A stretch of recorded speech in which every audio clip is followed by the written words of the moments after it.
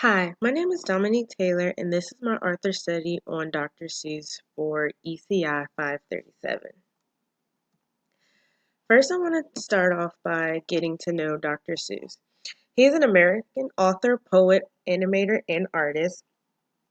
He was born Theodore Seuss Gesell on March 2nd, 1904, in Springfield, Massachusetts. He attended Dartmouth College, and there he was the editor-in-chief of the school newspaper and wrote a humor magazine called Dartmouth Jack-o'-lantern. In 1933, he started working under the name Seuss.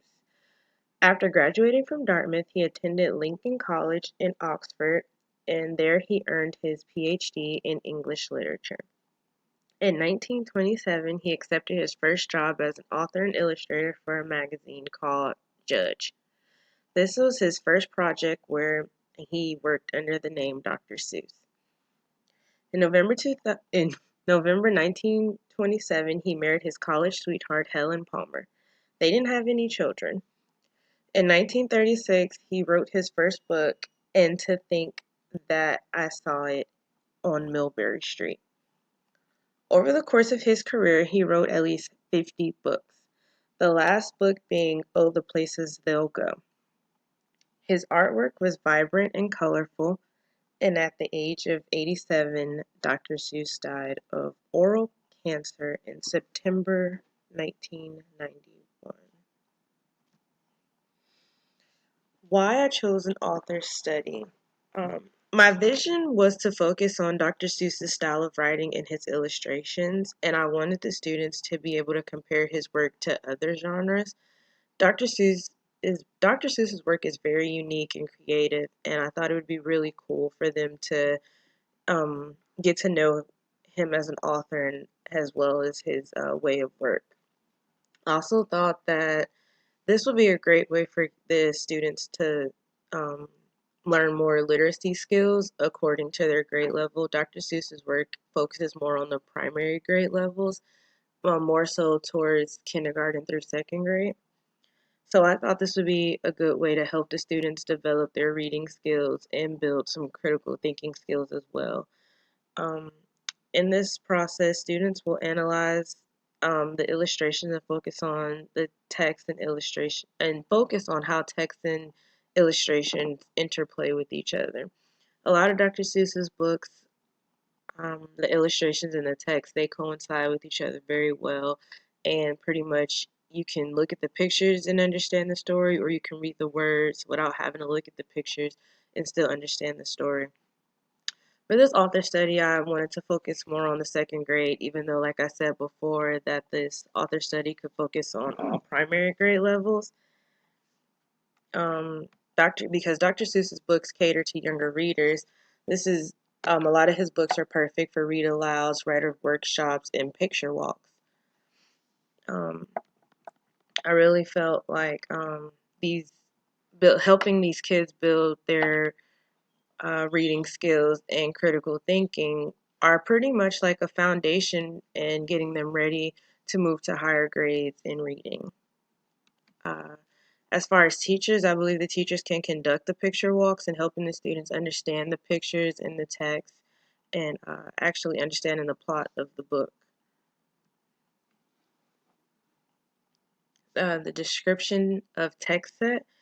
Well, Dr. Seuss, of course, is known for his brilliant imagination and his magical way with words. His art is very unique and you can recognize it from anywhere.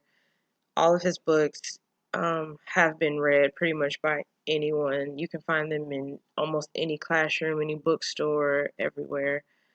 Um, his images are very appealing and they are engaging. You can see a Dr. Seuss book anywhere and just want to read it.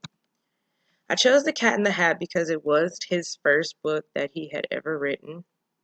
It's one of my personal favorites and it's very catchy and easy to read. I chose Green Eggs and Ham because a lot of kids like this book, and you can bring in like green eggs and ham for the students to eat and as they read the book. And to think that I saw it on Mulberry Street, I chose this book because it was one of his first books, and it was based off of his hometown in Massachusetts. One Fish, Two Fish, Red Fish, Blue Fish. I chose this book because it is a Dr. Seuss classic and it would help the students learn about rhyme schemes. The Lorax. I chose this book because the students could watch the movie as well as read the book.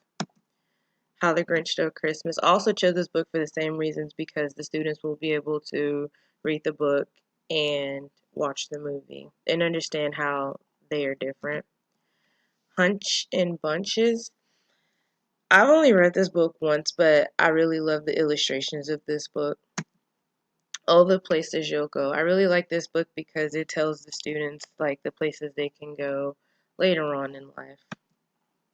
Teaching assessment planning content. Students will gain knowledge of Dr. Seuss. And I think that is really good because a lot of people know his books, but they don't actually know all that he's done. The students will also be able to learn about different rhyme schemes and different types of writing because a lot of his books are involved in poetry, but they more so just go for children's literature. These are my daily summaries. I picked each day a student will read a different book, and on the different days, they will do different things as far as focusing on the literature. My projects will consist of read alouds, picture walks, and writers' workshops. The teachers will assess the students by their summaries and their um, by their style of writing. They should be able to state two things that are similar between Dr. Seuss's books. My overall objective was to have students focus on his style of writing and the illustrations. It would also focus on the second grade requirements and cater to their literacy needs. Thank you.